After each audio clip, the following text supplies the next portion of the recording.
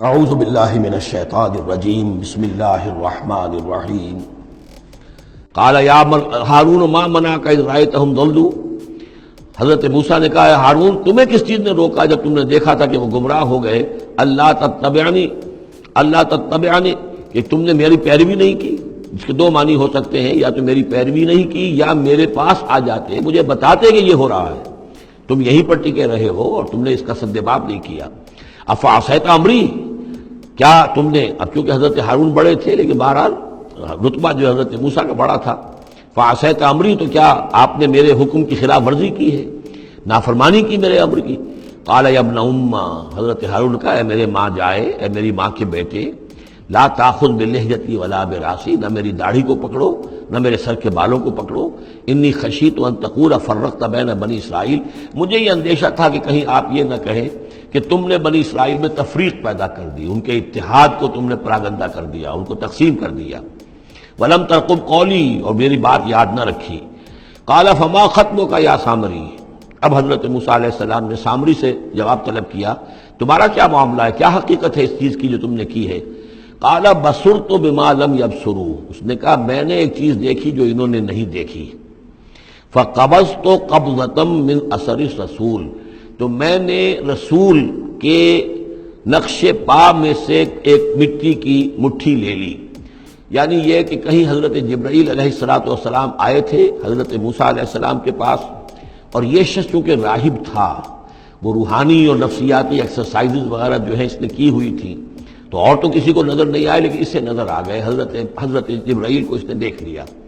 تو ان کا جو قدم جہاں پڑ رہا تھا زمین پر، وہاں سے اس نے مٹی اٹھائی، تو جہاں حضرت روح الامین اور روح القدس کے قدموں کی جو مٹی تھی اس میں یہ تاثیر تھی کہ وہ جب ڈالا ہے اس کے اندر تو اس میں یہ کہ اس سے آواز پیدا ہو گئی اس بچڑے کے اندر۔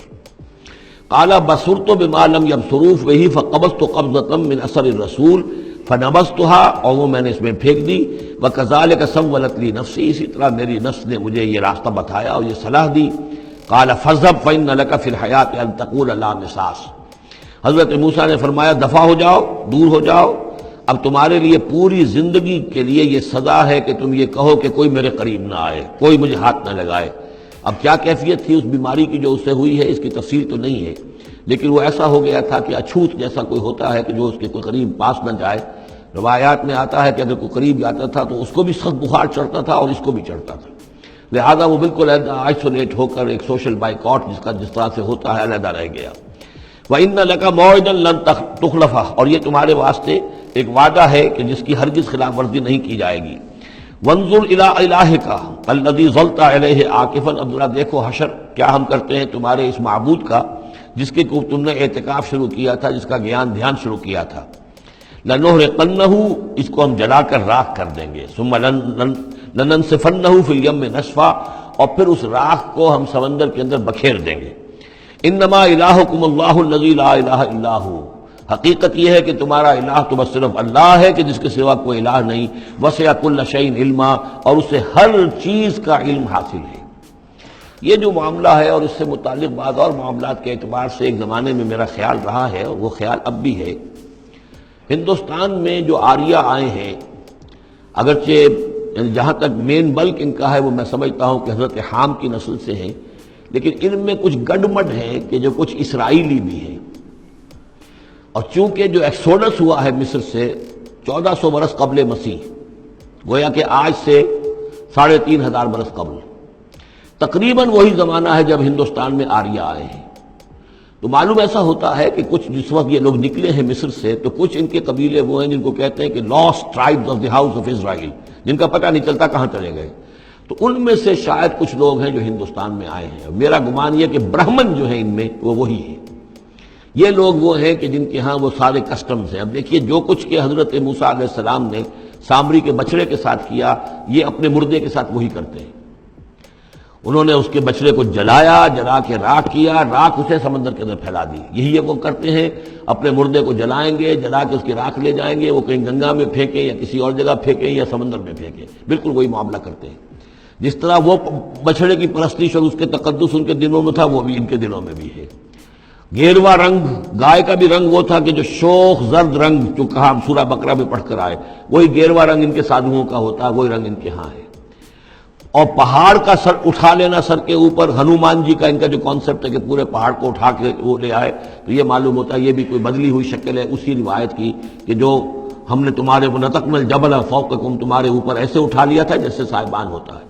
تو بہت سی چیزیں جو ہے ملتی ہیں، اور میرا گمان ہے کہ اپنشدز جو ہیں ان میں صحف ابراہیم کی بگڑی ہوئی شکلیں موجود ہیں۔ قرآن مجید میں صراحت سے مذکور ہے صحف ابراہیم و موسیٰ۔ اب موسیٰ کے صحیفے تو یہ 5 ہمارے پاس ہیں موجود، تحریف شدہ ہیں، the first 5 books of the old testament یہ صحف موسیٰ ہے، لیکن صحف ابراہیم کہاں ہے؟ ان کا کوئی ذکر بھی ہمیں موجود نہیں ہے، ہمارے پاس علم میں نہیں ہے۔ لیکن میرا گمان ہے، کیونکہ ایک زمانے میں نے کچھ ان کا مطالعہ کیا تھا تو مجھے محسوس ہوا تھا کہ ان میں توحید کا جو پہلو بہت ہی نمایاں ہے، تو معلوم ہوتا ہے کہ شاید یہ حضرت ابراہیم کے صحیفوں کی کچھ اثرات ضرور یہاں تک پہنچے ہیں۔ آیا یہ وہی صحیفے ہیں یا نہیں ہے، یہ بات دوسری ہے۔ بہرحال یہ چیزیں جو میں نے آپ کو گنوائی ہیں، گوسالہ پرستی ہے، لامساس، یہ انٹچیبلٹی، ان کی ایک قوم وہ ہے جس کو ہاتھ نہیں لگ سکتا، ہاتھ لگ گیا تو بھرش ہو جائے گا۔ اسی طریقے سے مردے کا معاملہ، زرد رنگ کا معاملہ، ہنومان کا پہاڑ کو اٹھا لینا، یہ ساری چیزیں جو ہیں اسرائیلی تاریخ کے واقعات سے ان کا ایک تعلق ہے۔ کذالک نقص علیک من انباء ما قد سبق، اے نبی اسی طرح ہم آپ کو بتا رہے ہیں حالات ان کی کہ جو زمانہ جو گزر چکا، جو قومیں گزر چکی، ان کے احوال آپ کو سنا رہے ہیں۔ وقد آتیناک من لدنا ذکرا، اور ہم نے آپ کو اپنے خاص فضل سے، اپنے پاس سے ذکر عطا کیا، یہ یاد دہانی، یہ قرآن، اس میں پرانی خبریں بھی ہیں اور اس میں ذکر ہے، تذکیر ہے، نصیحت ہے۔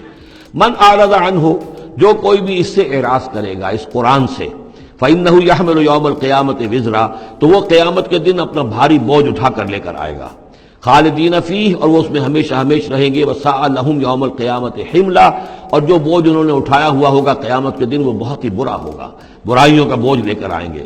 یوم ینفخ فی الصور، جس دن کے سور میں پھونکا جائے گا، یوم ینفخ پھونکا جائے گا سور میں، ونحشر المجرمین یومئذ زرقا، اور مجرموں کو اس روز ہم لوگ جمع کریں گے کہ ان کی نگاہیں آنکھیں نیلی پڑی ہوئی ہوں گی۔ یہ انتہائی خوف زدہ کیفیت میں آنکھوں کے اندر نیلاہٹ پیدا ہو جاتی ہے، سخت اس وقت وہ جو ہے خوف زدہ ہوں گے۔